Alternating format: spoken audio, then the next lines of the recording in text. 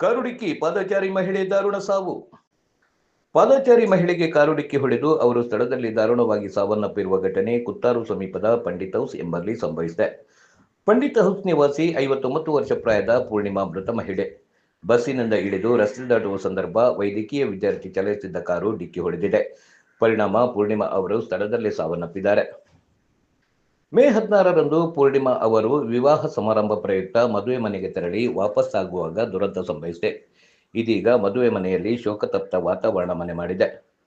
ತೊಕ್ಕೊಟ್ಟು ಮಂಗಳೂರು ವಿವಿ ರಸ್ತೆಯ ಪಂಡಿತ್ ಹೌಸ್ನಲ್ಲಿ ಪೈಪ್ಲೈನ್ ಕಾಮಗಾರಿಗಾಗಿ ರಸ್ತೆಯನ್ನು ಅಗೆಯಲಾಗಿತ್ತು. ತದನಂತರ ಡಾಮರೀಕರಣ ನಡೆಸದೆ ಹೊಂಡಮಯವಾಗಿತ್ತು. ನೂತನವಾಗಿ ಡಾಮರೀಕರಣ ನಡೆಸಿದ ರಸ್ತೆಯ ನಡುವೆ ಇರುವ ಹೊಂಡ ತಕ್ಷಣಕ್ಕೆ ಗೋಜಿಗೆ ಬರುತ್ತಿಲ್ಲ. ಇದರಿಂದ ಕಾರು ಚಾಲಕ ಆಯತಪ್ಪಿ ಮಹಿಳೆಗೆ ಡಿಕ್ಕಿ ಹೊಡೆದಿದ್ದ ಎನ್ನಲಾಗಿದೆ.